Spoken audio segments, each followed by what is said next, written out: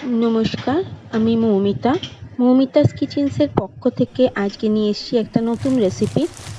কালকে হঠাৎ করে সন্ধ্যাবেলায় দেখলাম ডায়েট চিড়েগুলো নরম হয়ে গেছে, তাই কি করব, ফেলতে খুব খারাপ লাগে, তো খেতেও ইচ্ছা করে না। মাইক্রোওভেনে দিলে হয়তো একটু ঠিক হয়ে যায়, কিন্তু তবু সকালবেলা ব্রেকফাস্টে হঠাৎ মনে পড়লো চিড়েগুলোর কথা, তাই একটা ডিম দিয়ে তাতে একটু ক্যাপসিকাম কুচি, টমেটো কুচি, ধনেপাতা কুচি, লঙ্কা কুচি, গাজর কুচি, একটু স্বাদ মতো তোমরা যেরকম নুন খাও সেই টেস্ট মতো একটুখানি নুন দিয়ে চিড়েগুলো দিয়ে একটু ভিজিয়ে রাখলাম, সামান্য ওই 1-2 মিনিট, তাহলেই কিন্তু পুরো নরম হয়ে যাবে।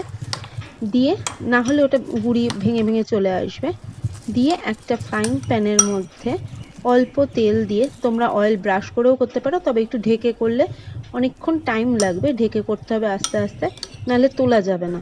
একটুখানি তেলের মধ্যে যেরমভাবে অমলেট করো ওরমভাবে দিয়ে হালকা হালকা করে ছড়িয়ে দিয়ে তার উপর ডেকোরেশনের জন্য আমি একটু টমেটো কুচি, একটুখানি ক্যাপসিকাম কুচি দিয়ে সাজিয়ে নিয়েছি। দেখতে সুন্দর হলে খেতেও খুব ভালো লাগে আমার মনে হয়, মানে খাওয়াটা তৃপ্তি করে খাওয়া যায়। একটু নামানোর সময় গোলমরিচ গুঁড়ো দিয়ে তারপরে উল্টে দিয়েছি আমি এটাকে, একটু ফ্রাই ভালো করে হয়ে যাওয়ার পর তাহলেই কিন্তু রেডি আজকে আমাদের চিড়ে দিয়ে অমলেট, চিড়ের অমলেট। এটা তোমরা কিন্তু করে খেতে পারো। কেমন লাগলো একটু জানিও কমেন্ট করে, প্লিজ কমেন্ট করো আর একটু সাবস্ক্রাইব করো, ফলো করো। Thank you.